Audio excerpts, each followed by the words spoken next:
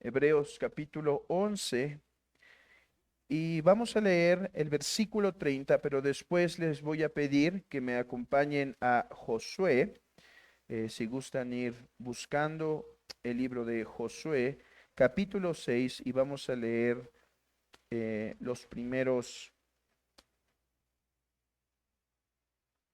16 versículos. Así que Hebreos 11, versículo 30, dice: por la fe cayeron los muros de Jericó después de rodearlos 7 días. Vamos a Josué capítulo 6. Josué capítulo 6. Y déjenme dar lectura a esta porción más extensa. Ahora, Jericó estaba cerrada, bien cerrada, a causa de los hijos de Israel. Nadie entraba ni salía. Mas Jehová dijo a Josué: mira, yo he entregado en tu mano a Jericó y a su rey con sus varones de guerra. Rodearéis pues la ciudad, todos los hombres de guerra, yendo alrededor de la ciudad una vez, y esto haréis durante 6 días. Y 7 sacerdotes llevarán 7 bocinas de cuernos de carnero delante del arca, y al séptimo día daréis 7 vueltas a la ciudad, y los sacerdotes tocarán las bocinas. Y cuando toquen prolongadamente el cuerno de carnero, así que oigáis el sonido de la bocina, todo el pueblo gritará a gran voz, y el muro de la ciudad caerá. Entonces subirá el pueblo cada uno derecho hacia adelante.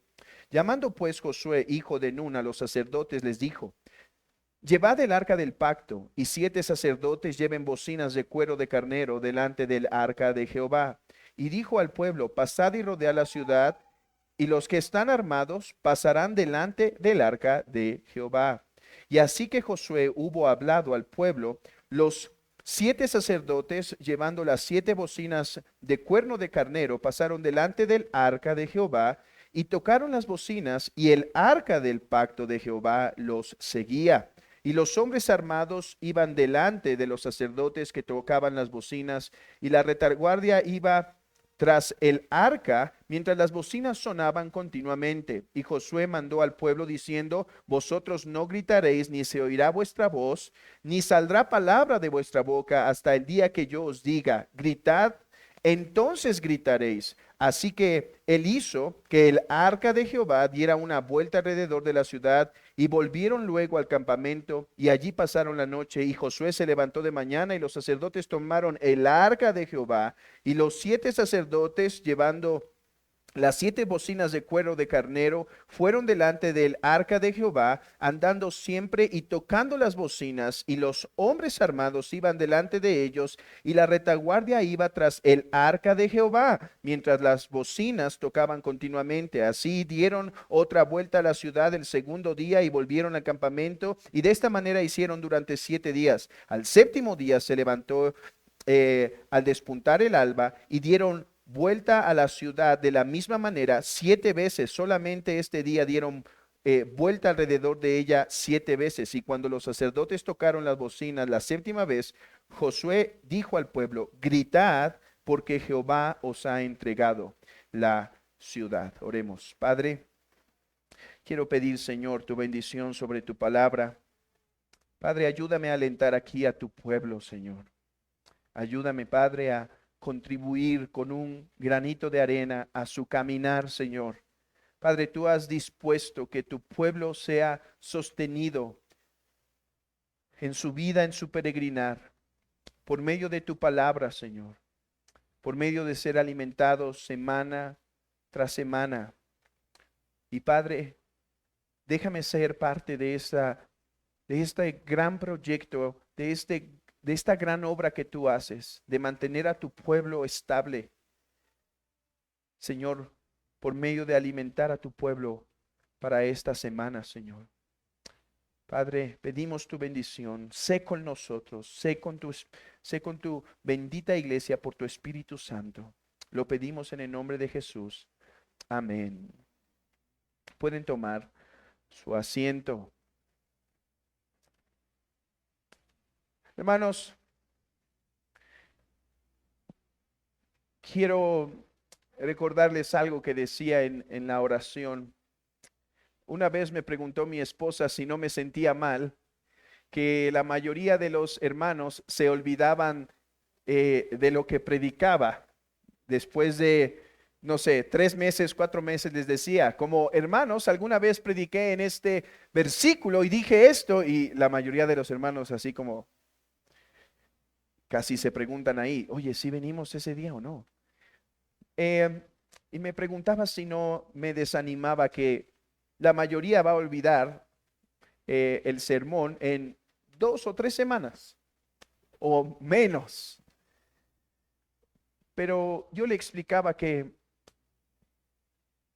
eso no es de desaliento. Y le dije, así como tú no te desalientas que yo me olvide lo que me preparaste de comer ayer o antier, pero tú lo hiciste con amor y con paciencia y con denuedo porque sabías que ese alimento me era necesario para sostenerme ese día. Mis hermanos, yo quiero recordarles esta verdad, que el domingo ha sido dispuesto para alimentar a la iglesia por estos días que vienen. Que ustedes mediten en la palabra, que hoy sean alimentados, que el Espíritu Santo los llene y que alcance el alimento para el próximo domingo, donde van a volver a ser alimentados. Ese es el propósito del día del Señor. No pasa nada si ustedes olvidan esto la próxima vez que venga. Así es como el Señor sostiene a su pueblo.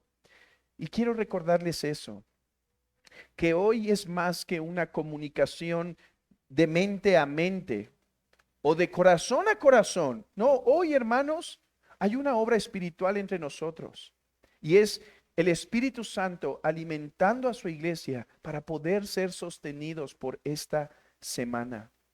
Quiera el Señor usar este sermón para eso, para ese propósito. El versículo 30 será el versículo que quiero exponer. No obstante, hemos leído buena porción del capítulo 6 de Josué, porque es la historia que está citando el autor de Hebreos con el versículo 30. Cuando el autor de Hebreos dice, por la fe cayeron los muros de Jericó, después de rodear los 7 días, está haciendo una breve alusión a una larga historia. Y recuerden, hermanos, que hoy nosotros tenemos capítulos y versículos de la Biblia y podemos decir, a ver, cítame Juan 3:16 y lo citamos.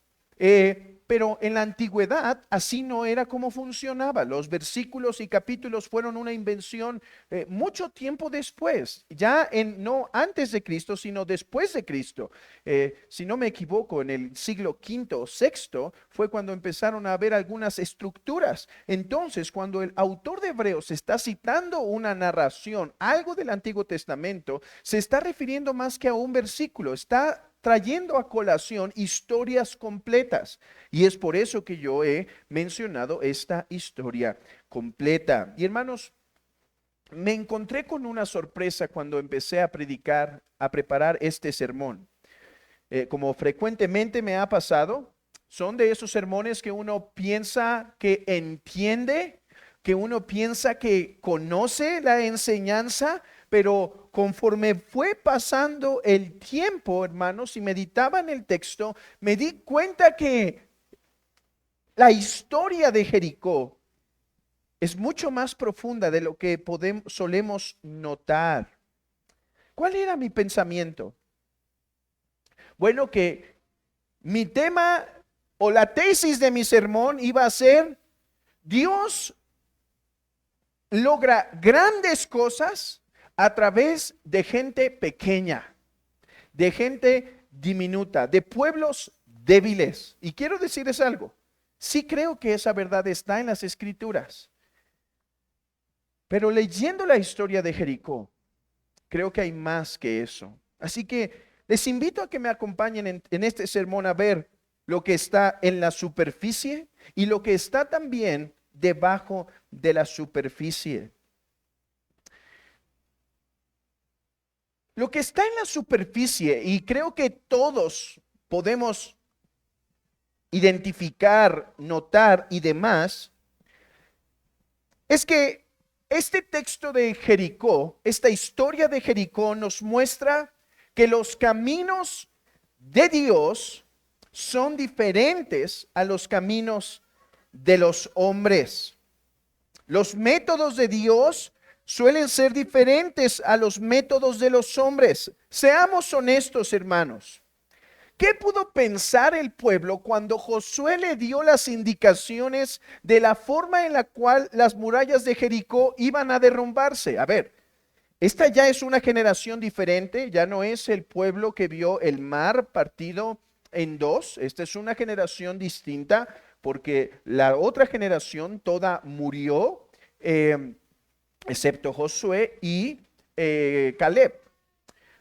Entonces, esta generación no ha visto grandes señales, pero sí algunas, la destrucción de algunos reyes y vieron el detenimiento del río Jordán. Recuerdan que ellos tenían que pasar en el capítulo 3 el río Jordán y les manda, bueno, yo voy a detenerlo. Ya ha visto entonces grandes obras de Dios, al menos en parte. Entonces ahora están ante esta gigante muralla. Hermanos, no debemos pensar que son como las bardas que levantamos para separar nuestra casa de nuestro vecino. Esa no es una muralla.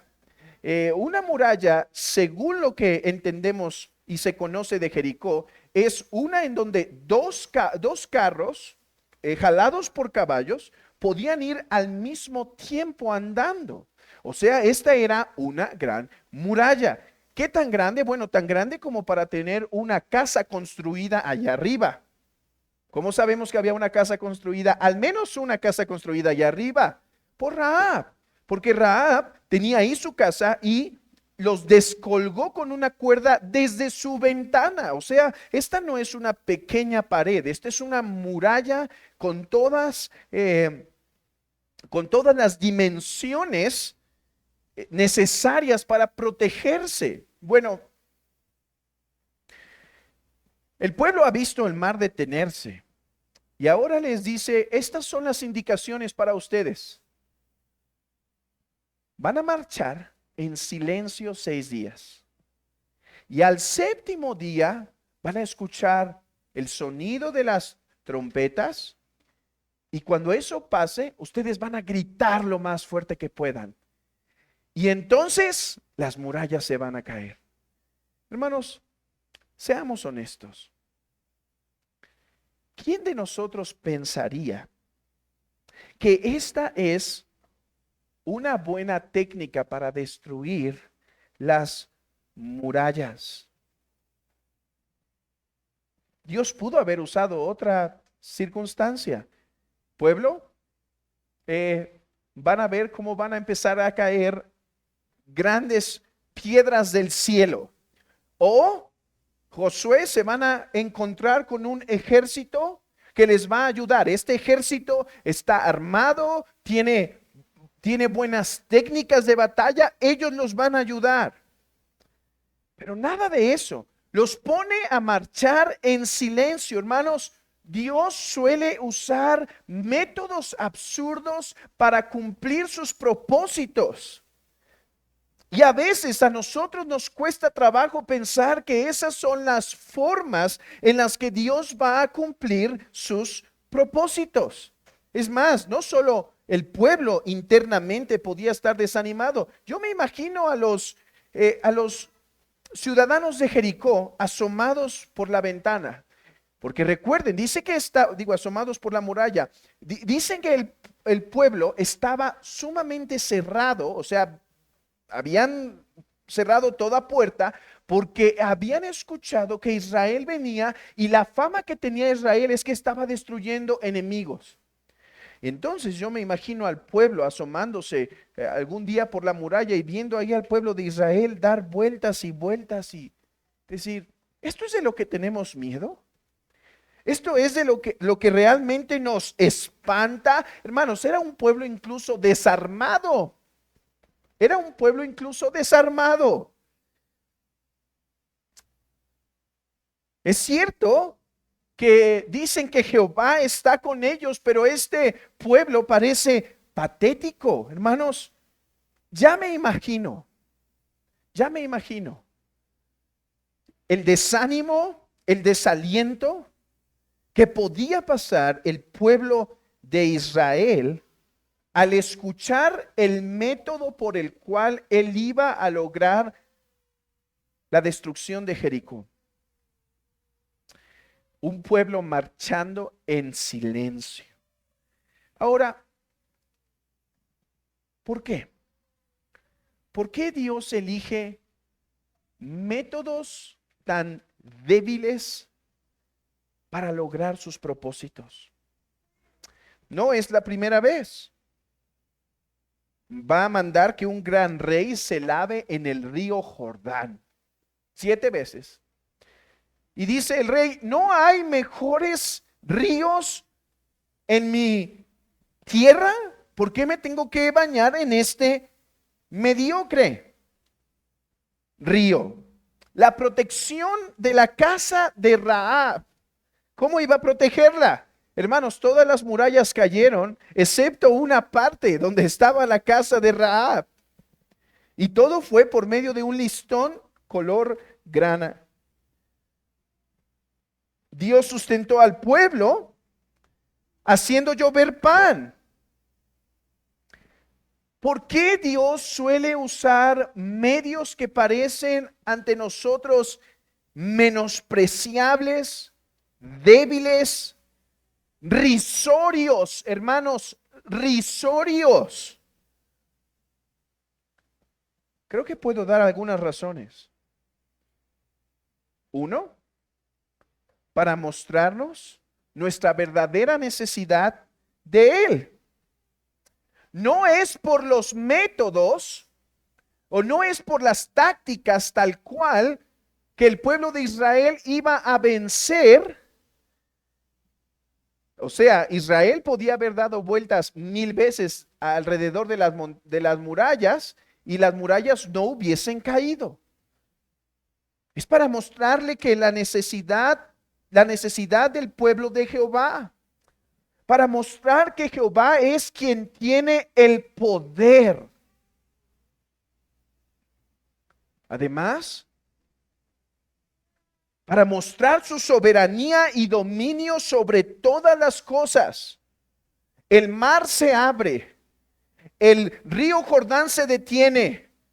Yo puedo hacer caer las murallas. Lo que ustedes tienen que hacer es ser obedientes a mí y seguir mis instrucciones, porque el poder no está en sus pasos. No es que Jehová sabía matemáticamente que si daban los pasos exactamente esa cantidad, reposaban, volvían a dar unos pasos alrededor de la ciudad, descansaban, matemáticamente iba todo a colapsar. No, no era el punto. El punto era que el pueblo confiara que Jehová iba a dar la victoria. Y hermanos, esto en última instancia para que la gloria solo perteneciera a Jehová el Señor. Ahora,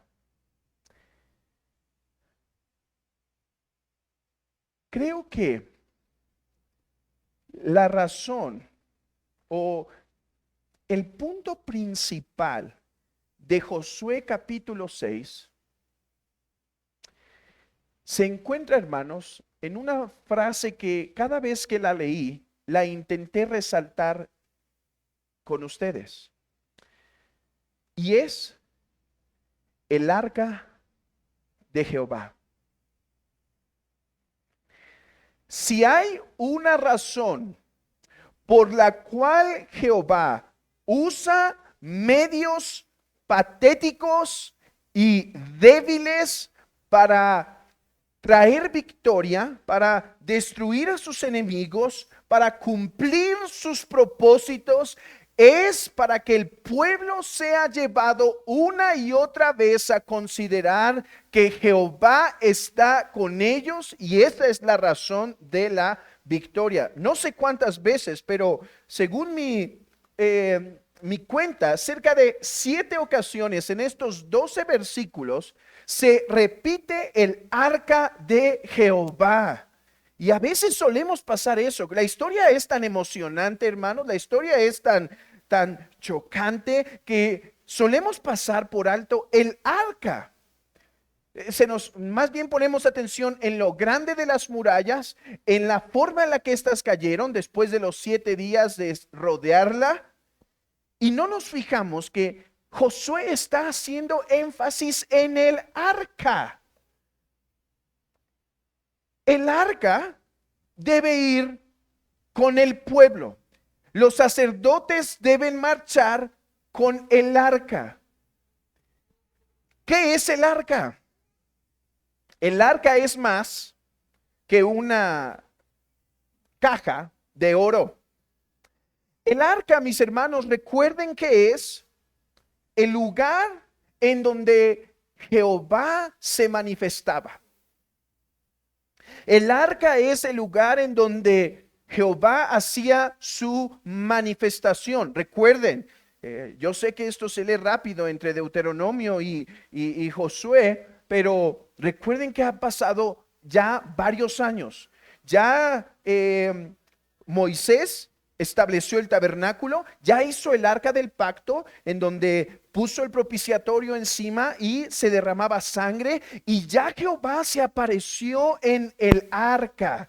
El arca es el trono de Dios por medio del cual le manifiesta al pueblo que Dios está con ellos, que Dios está con ellos.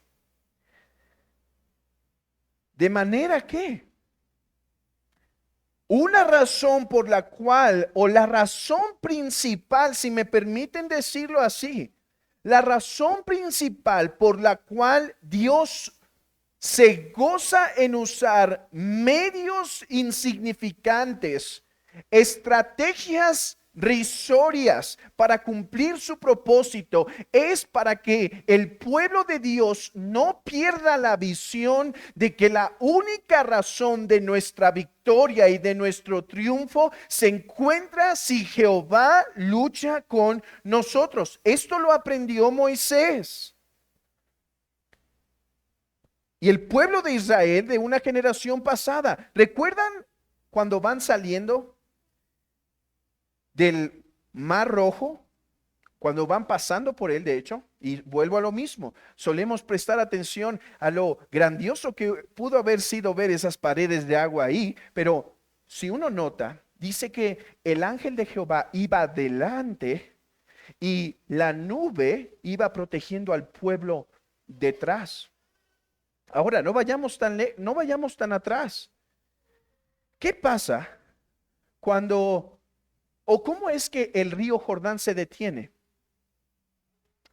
Cuando los sacerdotes, con la planta de su pie, recuerden que en esa ocasión el río estaba desbordado, o sea, había una corriente muy fuerte. Y dice que cuando la planta del pie del sacerdote tocara el arca, el río se detendría. Pregunta, ¿qué iba cargando los sacerdotes? El arca del pacto. Hermanos, Israel debía entender por medio de estos medios insignificantes que la única razón por la cual Israel sería una gran nación es si Jehová estaba con ellos. La gran preocupación entonces no debía ser cómo ser mejores guerreros, cómo presentar mejores tácticas de batalla. El gran deseo de Israel debía ser cómo podemos o cómo debemos vivir de manera que la presencia de Jehová se mantenga entre nosotros. ¿Cómo no alejamos a Jehová? Y es por eso que dio todo un sistema. En el libro de Levítico particularmente, un sistema por el cual cuando el pueblo pecara podía presentar ofrendas para la remisión de pecados. Hermanos, ¿de qué trata el libro de Levítico? de cómo un santo Dios puede vivir cercano y defender a un pueblo que es pecador. Y por eso da todo ese sistema de leyes a fin de que Jehová pudiera morar con ellos. Ahora, creo que una de las grandes formas de entender esto es yendo un poco después a la historia de Israel, particularmente al profeta Isaías. Recuerden que Acaz, en el capítulo 7, está siendo confrontado por Isaías porque Acaz está poniendo su confianza en las alianzas que él puede formar con el propósito de defenderse de sus enemigos. Esa es la gran circunstancia en la que se encuentra Acaz. ¿Y cuál es la profecía que da el profeta Isaías? Acaz, solo verás luz, solo tendrás victoria sobre tus enemigos cuando la Virgen dé a luz a Emmanuel. Cuando la Virgen dé a luz a Emmanuel. ¿Quién era esa virgen? ¿Quién era esa doncella que daría luz a Emmanuel? Bueno, algunos han intentado referirse que era quizá uno de los hijos del rey, otros alguna mujer desconocida de por ahí que muy temprano en su vida se iba a casar e iba a tener un bebé. Pero hermanos, sabemos por la historia de Isaías que el pueblo de Israel terminó siendo destruido. El pueblo de Israel no venció. El pueblo de Israel no vio entonces a Emmanuel entre ellos. El pueblo de Israel más bien fue llevado a cautiverio y vio grandes tinieblas. Pero vemos que el apóstol Juan nos dice que cuando el pueblo estaba en gran tinieblas, éste vio gran luz.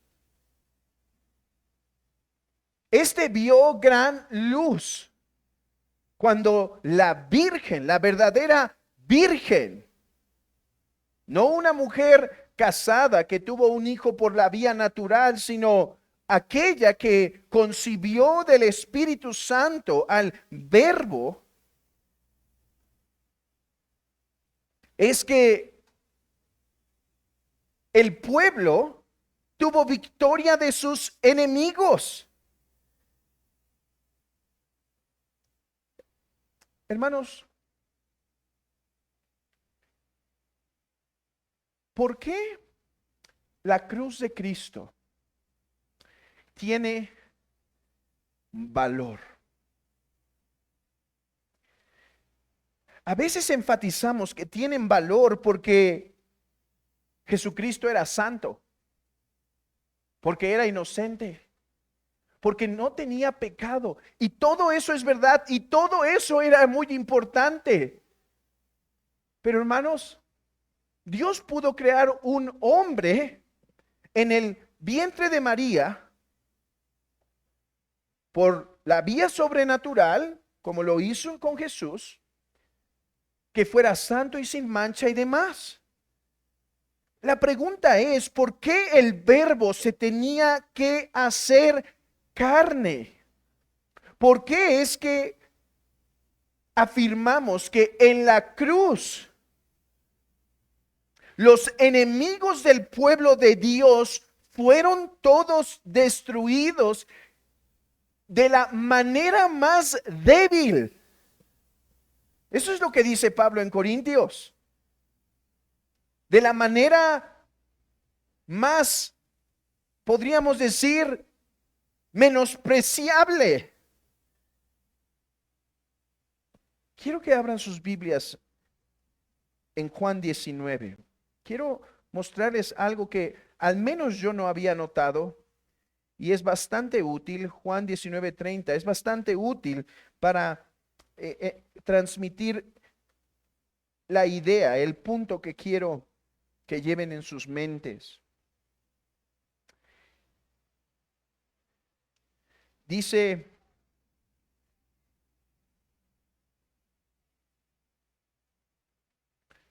Juan 19,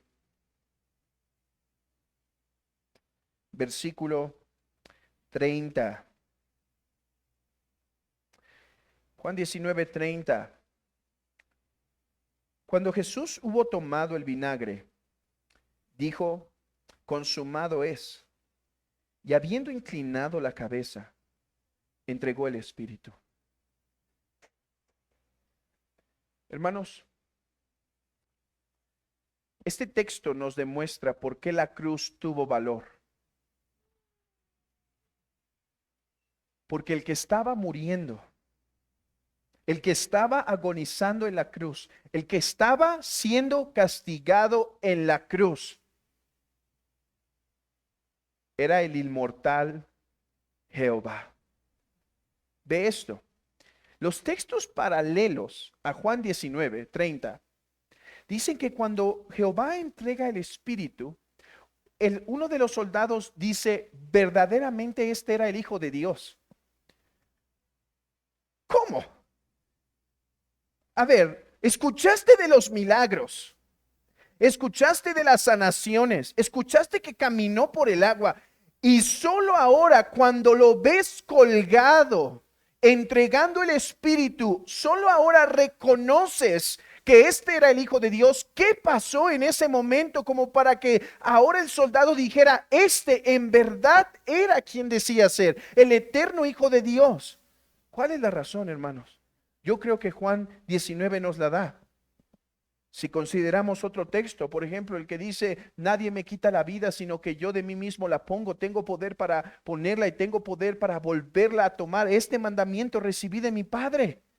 Hermanos, noten que Jesús solo muere cuando Él decide entregar el Espíritu. Aquel que estaba siendo crucificado era el Verbo hecho carne. Y solamente muere.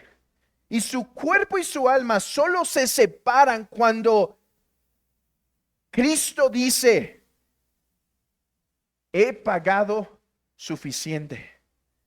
La deuda está saldada. Entrego mi espíritu.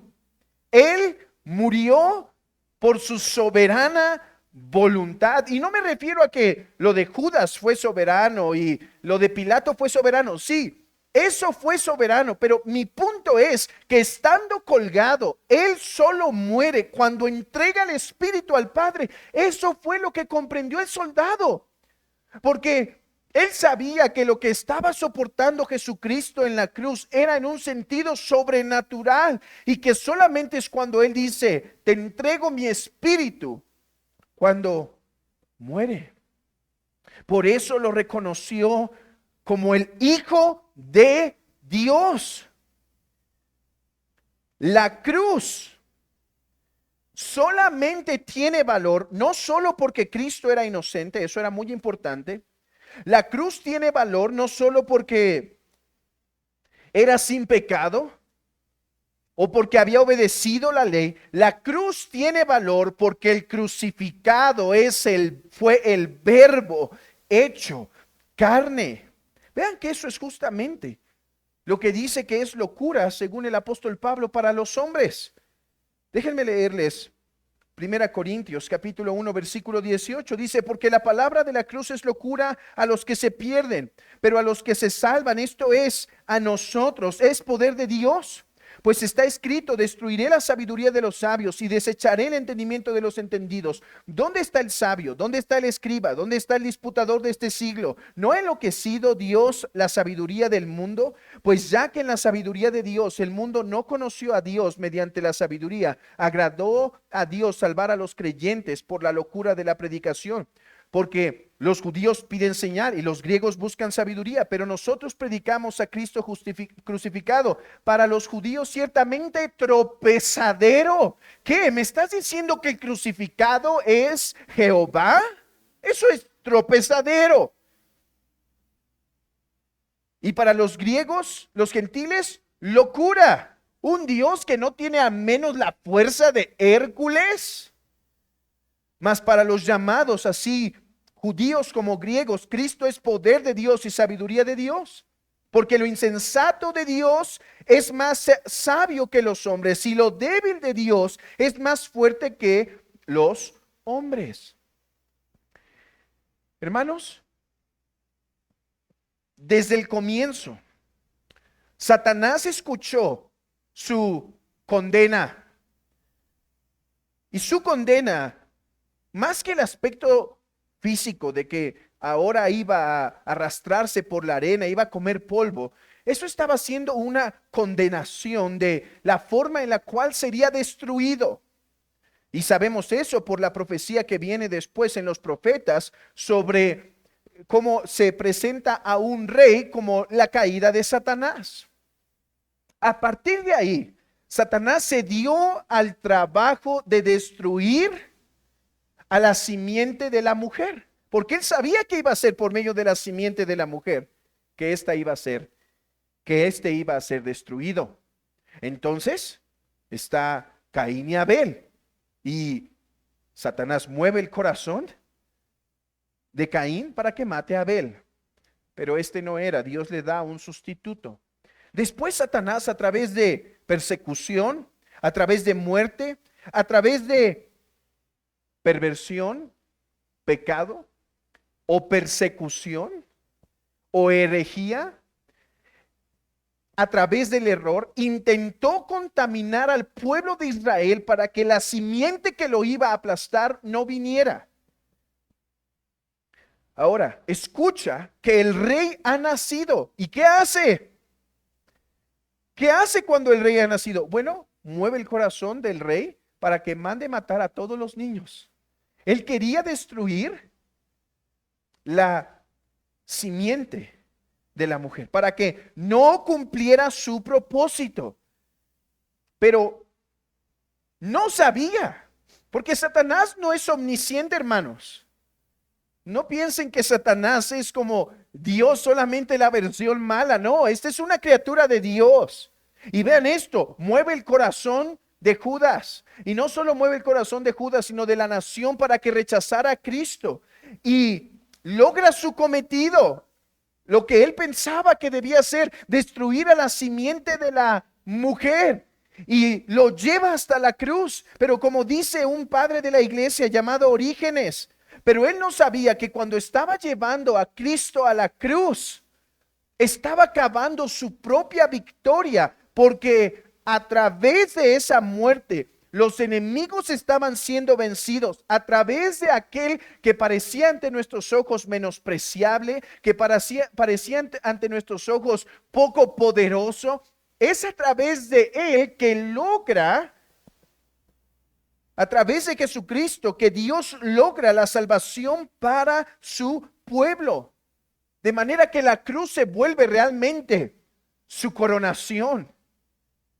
En un sentido, porque es allí donde la sangre de Jesucristo, el eterno Verbo hecho carne, estaba haciendo remisión por nuestros pecados y quitando todo derecho de Satanás sobre su pueblo, porque ahora ya no eran esclavos del pecado. Amigo, ¿te parece locura la forma en la cual Dios ha salvado a su pueblo de sus enemigos? Si te parece locura, ¿te parece menospreciable alguno de los métodos que Dios ha usado? te digo algo, bien evalúas. Claro, ¿cómo que por cargar esa caja de oro, el río se iba a detener? ¿Cómo que por dar vueltas alrededor, los muros iban a caer? ¿Te parecen menospreciables los métodos de Dios? Él ha escogido que parezcan menospreciables para que su pueblo y los hombres entiendan que la razón de la victoria del pueblo radica en que Jehová está con ellos. ¿Te parece menospreciable la cruz? Que te diga que aquel crucificado es el que te puede dar perdón de pecados. ¿Te parece menospreciable que te diga que aquel que estaba clamando en la cruz y que estuvo por horas colgado es el que puede darte perdón de pecados? Si te parece menospreciable, estás entendiendo en un sentido bien, porque lo débil de Dios es más poderoso que los hombres, porque por medio de aquel crucificado, Él estaba pagando la deuda de su pueblo. Hermanos, esto tiene una aplicación importante para nosotros como iglesia y para nosotros como creyentes individuales. Uno, no olvidemos que la cruz es valiosa para nosotros, no porque el que murió era inocente solamente, no porque el que murió era sin pecado solamente, sino porque el que murió fue el eterno Verbo, el eterno Hijo de Dios. Hermanos, esto es maravilloso, que siendo nosotros grandes pecadores, el Verbo tomó carne para sufrir por nosotros. Que la iglesia se regocije en eso. Que la iglesia se regocije en eso durante esta semana, al recordar que no importa cuál sea nuestra debilidad, que no importa cuál sea nuestra necesidad, el amor de Dios se ha demostrado por medio de la cruz.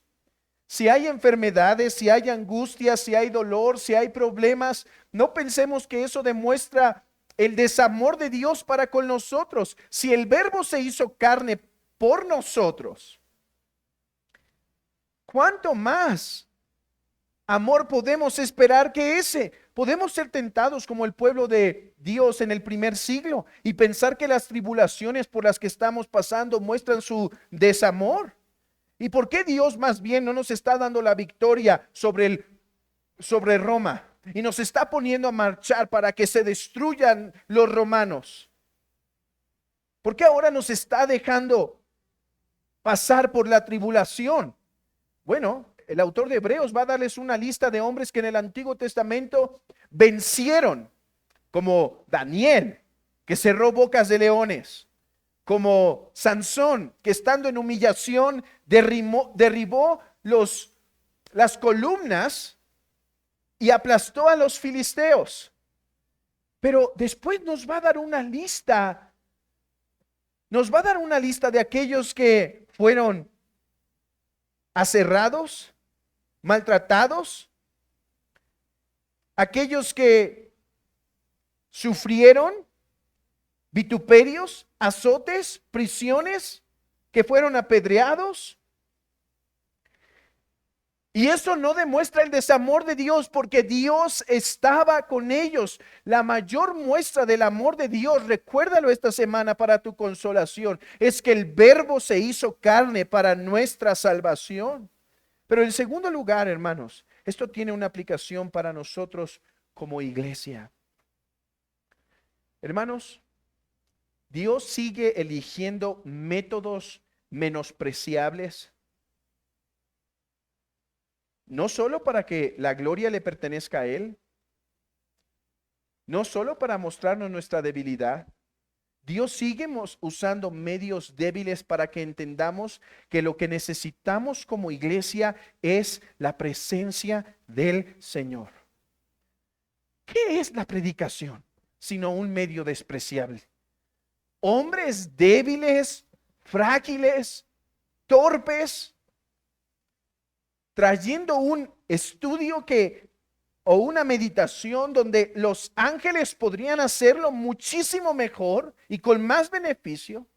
¿Qué son los sacramentos sino el bautismo? Es agua en donde una persona es sumergida, y la Santa Cena es pan y vino. Pero Dios, a través de estos medios que parecen menospreciables, sostiene y alimenta a su iglesia para que entendamos que no es el hombre, no es el estilo del hombre, no es la preparación del hombre, sino Jehová en medio de su pueblo, sosteniendo y alentando a su iglesia. ¿O qué otro medio Dios nos ha dejado para ayudarnos a destruir a nuestros enemigos? El compañerismo unos con otros. Dice que cuando estamos cantando nos estamos recordando unos a otros verdades. Dice que no nos dejemos de congregar, que sigamos manteniendo comunión, que practiquemos el ósculo santo, el mantenernos cerca, el ser una familia. Pero hermanos, voltemos a vernos unos a otros. No somos muchos sabios ni muchos poderosos entre nosotros, pero a través de estos hermanos débiles, tales como somos todos nosotros, Dios ha establecido mantenernos, mostrar nuestro pecado, mostrar nuestras faltas. Vean, hemos sido llamados a proclamar las buenas nuevas. Yo a veces decía al Señor, Señor, no es queja, pero ¿por qué Cash Luna sí puede tener un edificio tan bonito? Y tienen recursos y no les hace falta recursos para lograr sus propósitos y demás. Y a tu iglesia que está predicando el evangelio, nos tienes en una segunda planta y a veces con ofrendas limitadas. Y hermanos, porque recuerden que la gran comisión no acaba con ir y hacer discípulos a todas las naciones, bautizándolos en el nombre del Padre y del Hijo y del Espíritu Santo, enseñándoles que guarden todas las cosas que yo os he mandado. Ahí no acaba. Él dice, y aquí yo estoy con vosotros hasta el fin del mundo. Así como las murallas de Jericó cayeron porque Jehová estaba con ellos, así la iglesia, este pequeño cuerpo local y otros que existen a nuestro alrededor de verdaderos cristianos, por más débiles, pequeños que sean, cuyos esfuerzos parezcan muy pobres, esa es la forma en la cual Dios se complace en avanzar su reino, a fin de que entendamos que es por Jehová que nosotros tendremos victoria. ¿Cuán importante es entonces la reunión de oración? Donde clamamos, venga tu reino. Piensen en esto, la disciplina de la iglesia. Hermanos, ante los ojos de cualquiera, ¿cuál es el propósito de la disciplina? ¿Vengarnos? No, es restaurar al caído, ¿no es cierto? Bueno, los de Corintio pensaban como algunos de nosotros. ¿Cómo que queremos restaurarlo y lo que vamos a hacer es exponer su pecado delante de la iglesia? Él no va a regresar si hacemos eso. Bueno, cuando Mateo 18 dice que cuando estén 2 o 3 reunidos en mi nombre, ahí estaré yo. La razón por lo cual la disciplina tiene poder para restaurar o para mostrar la incredulidad de un hombre es porque Jehová está en medio de ese juicio, confirmando la palabra para traer convicción al corazón del hombre y sanar a su iglesia de un miembro o de una persona falsa, infectado. Hermanos, ¿qué es lo que nos debe preocupar en la iglesia? ¿Saben? Nos debe preocupar poder vivir de tal manera que la presencia del Señor no se aleje de nosotros. Que nunca seamos un Icabod. Dios se ha apartado. Por eso el templo pudo ser destruido. El templo era hermoso, pero no era nada sin Jehová. Y por eso es que es destruido, es aplastado. Hermanos, ¿por qué nos deberíamos preocupar por vivir unos con otros en amor? ¿Por qué te debería preocupar ponerte a cuentas con tu hermano si tienes algo contra él? ¿Por qué te debería preocupar vivir en el espíritu y no en la carne? Porque hermanos, si no estamos viviendo en lo individual, buscando la presencia del Señor, ni como cristianos viviendo en la iglesia, el Señor se va a alejar de la iglesia y eso es lo peor que le puede pasar. Vivamos en amor unos con otros, hospedándonos unos a otros, exhortándonos unos a otros, amándonos unos a otros, teniendo compasión unos de otros. Sí, porque amamos al hermano, pero en última instancia, porque queremos honrar al Señor y no queremos que su presencia se aleje. ¿Por qué guardamos el día del Señor? Porque es beneficioso para nuestra alma, pero porque Él lo ha mandado y queremos honrarlo y queremos la presencia del Señor sobre todas las cosas entre nosotros. Y déjame concluir con esto, hermano. Porque he hecho una aplicación para iglesia local en general. Pero, ¿qué de los enemigos individuales que tienes? Hermana, ¿cuáles son los enemigos que constantemente se levantan contra ti durante la semana? ¿Una desesperación en la crianza de los hijos? ¿Amargura por heridas del pasado? Hermano, ¿problema con tus ojos? ¿O problema con cumplir tu vocación por la flojera y la pereza? ¿Cuáles son los enemigos que se levantan contra ti, joven? ¿Tentaciones en la universidad, señorita? ¿Amarguras o dolor? ¿Soledad y enojo contra Dios por la condición en la cual el Señor te mantiene? ¿Cómo podremos vencer? Hermanos, es interesante que Pablo repite esto una y otra vez. Solamente quiero que lo escuchen. Voy a ir a varios versículos para transmitir esta idea. A quien Dios quiso dar a conocer las riquezas de la gloria de este misterio entre los gentiles. Vean, que es Cristo en vosotros, la esperanza de gloria. Cristo en vosotros. No pierdan ese Cristo en vosotros. Ahora déjenme leerles otro pasaje del apóstol Pablo. Este está en Romanos 8:10. Yo voy ahí para agilizar esto. Romanos 8:10 dice así: pero si Cristo está en vosotros, el cuerpo en verdad está muerto a causa del pecado, mas el espíritu vive a causa de la justicia. Déjenme ir un texto más. Dice Efesios 3:16, para que os dé, conforme a las riquezas de su gloria, el ser fortalecidos con el poder, con poder en el hombre interior por su espíritu. Vean, para que habite Cristo por la fe en vuestros corazones, a fin de que arraigados y cimentados en amor, seáis plenamente capaces de comprender con todos los santos cuál sea la anchura, la longitud, la profundidad y la altitud. Ahora, un texto más, y este es de Juan, y ya no voy a ir ahí, pero voy a hacer uso de su memoria. El Señor promete que el Padre y el Hijo vendrían a ellos y harían morada con ellos. Hermanos,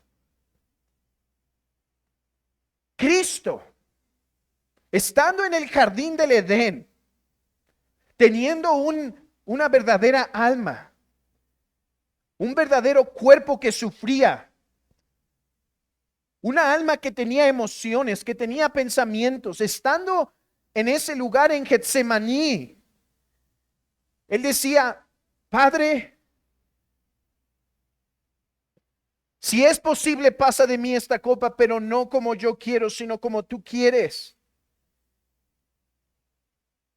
Hermanos, esta oración de Jesús demuestra que Jesús tenía un alma que naturalmente quería evitar lo que era malo, pero Jesús permitió que su alma racional, no solo su alma sensible, sino su alma racional, se impusiera sobre su dolor y sus sentimientos y dijera: pero no como yo quiero, sino como tú quieres.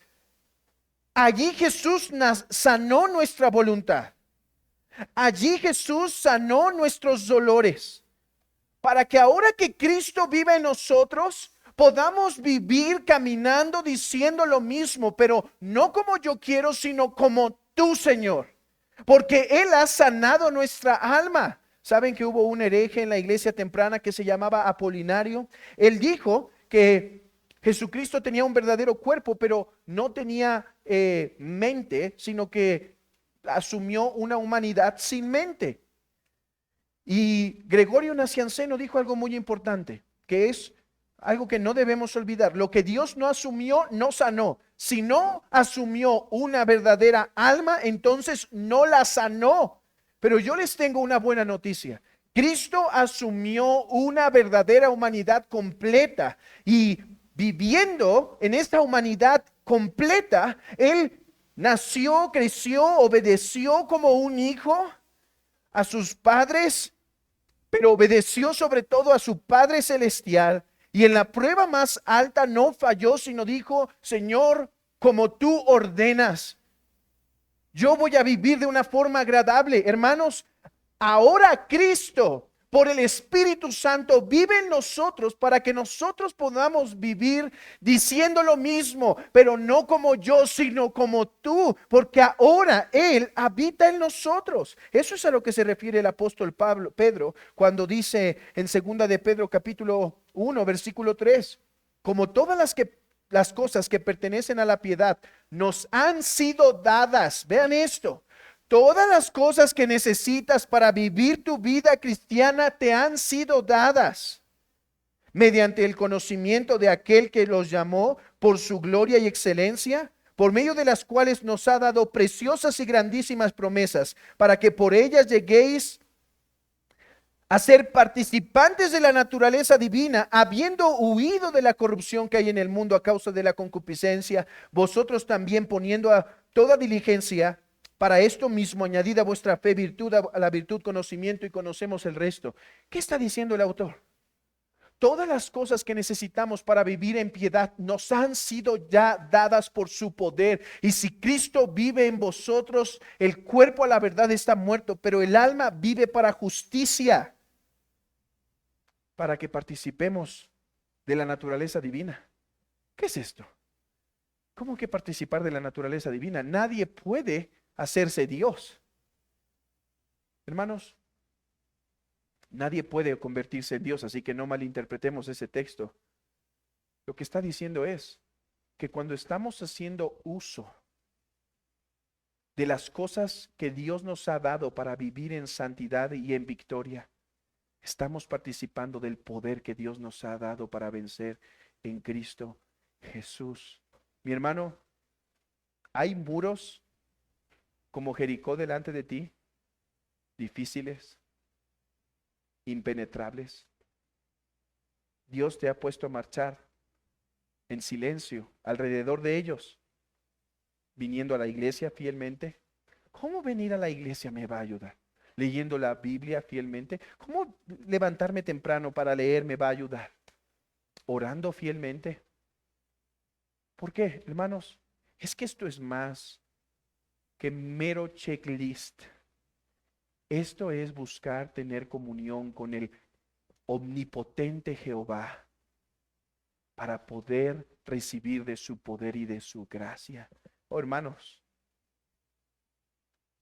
cada vez que ustedes están meditando la palabra, orando, leyendo, recibiendo los sacramentos, recibiendo la predicación, deben imaginarse la obra del Espíritu trabajando como si estuviera obrando, no como si estuviera, porque lo está haciendo, pero como si estuviera, imagínenselo materialmente, como si en este momento estuvieran ocurriendo canales por medio de su gracia está derramando. ¿Por qué usa a hombres tan ineptos, tan inútiles, sacramentos como pan y vino? Para que entendamos que Él es dándose a nosotros, no es el poder de esas cosas, es Él alimentando y fortaleciendo a su pueblo. Ve los devocionales y ve tu vida religiosa de otra manera. Vela como el medio por el cual buscas participar de la omnipotencia divina. Que el Señor ayude a su iglesia a entender esto Y que todo aquel que no está unido a Cristo por la fe, hoy pueda entender que la única forma de tener salvación de sus pecados es por el Verbo que fue crucificado por nuestros pecados. Oremos al Señor. Padre, usa esta palabra para el corazón de tu iglesia. Alienta a tu pueblo. Sé con tu pueblo, Señor. Padre, yo te ruego que a pesar de mi debilidad y de mi torpeza, tú traigas aliento a tu iglesia, al saber que eres tú quien mora con ellos. Oh Padre, que no importa quién esté o no esté, tú estás con nosotros. Que no importa, Señor, cuán débiles parezcamos exteriormente, cuán torpes, si tú estás con nosotros, Señor, entonces podemos marchar. Padre, recuérdale eso a tu iglesia durante esta semana, para que tengan aliento de seguir buscando, Señor, obedecerte en todo. Padre, sé con nosotros, lo pedimos en el nombre de Jesús. Amén.